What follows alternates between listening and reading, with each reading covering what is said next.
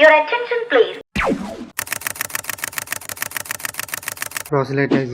ప్రాసిలైటైజేషన్ అంటే మత మార్పిడి. ఈ మతం పేరుతో మన దేశంలో ఎన్నో స్కామ్స్ జరిగాయి. ప్రపంచంలో 300కి పైగా మతాలున్నాయి. ప్రపంచంలో మొత్తం 788 కోట్ల జనాభా ఉంది మరియు సుమారుగా 600 కోట్ల మంది కేవలం 3 మతాలను మాత్రమే అనుసరిస్తున్నారు: క్రిస్టియన్, ఇస్లాం మరియు హిందూ. ఇందులో క్రిస్టియన్ మతాన్ని ఎక్కువగా అనుసరిస్తున్నారు. మన దేశంలో ఒక వారంలోనే 1 లక్షకు పైగా హిందువులు క్రిస్టియానిటీలోకి కలిసిపోయారు. ఈ విషయం చెప్పింది చర్చ్ ఆఫ్ హైలాండ్స్ అనే చర్చ్ ఫాదర్ క్రిస్ హాడ్గిస్ స్వయంగా ఈ విషయాన్ని చెప్పారు. అయితే ప్రభుత్వం ఆర్ఎస్ఎస్ విధానాల వల్ల తనకు ఇలా మత మార్పిడి చేయడం గత కొద్ది కాలంగా చాలా కష్టంగా మారింది అని ఆయన ఒప్పుకున్నారు. మతం పేరుతో ఎన్నో స్కామ్స్ జరిగాయి, లేదా ఆ మతానికి సంబంధించిన దేవుడి పేరుతో టెంపుల్స్, చారిటీ ట్రస్ట్, డొనేషన్స్, వీటి నుంచి ఇల్లీగల్ పనులు ఎన్నో జరిగాయి. క్రిస్టియానిటీ ప్రపంచంలోనే పెద్ద మతం.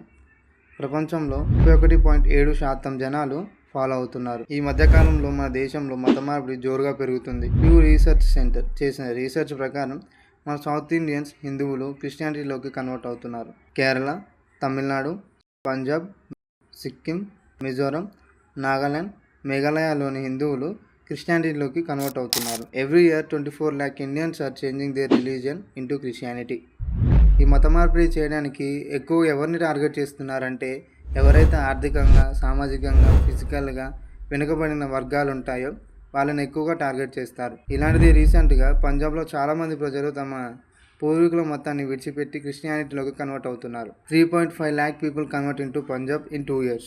ఈ పాస్టర్లందరూ ఏం చెప్తారంటే, మీ మతాన్ని మార్చండి, మేము అతి చిన్న వ్యాధి నయం చేయగలం, క్యాన్సర్ కూడా నయం చేయగలమని చెప్తున్నారు. 1980 నుండి 1990 వరకు కేరళ, ఆంధ్రప్రదేశ్ అండ్ తమిళనాడు చాలామంది క్రైస్తవ పాస్టర్లు చాలామందిని మార్చారు. దాని ఫలితాన్ని మనం స్పష్టంగా చూడొచ్చు. భారతదేశంలో ఎక్కువ శాతం కేరళలో ఉన్నారు. ఇక్కడ ఏకంగా 62 లక్షల మంది క్రిస్టియన్స్ ఉన్నారు.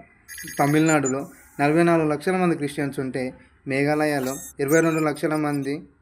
వీటన్నిటికంటే ఎక్కువగా పంజాబ్ క్రిస్టియానిటీ ఊపందుకుంది. పంజాబ్లో ఉన్న జనాభాలో 10% మంది కన్వర్ట్ అయ్యారు. ఈ పంజాబ్లోని గ్రామీణ ప్రాంతాల్లో 600 నుండి 700 దాకా చర్చిలు కనిపిస్తున్నాయి. ఇలా చాలామంది సిక్కులు, హిందువులు క్రిస్టియానిటీలు ఫాలో అవుతున్నారు.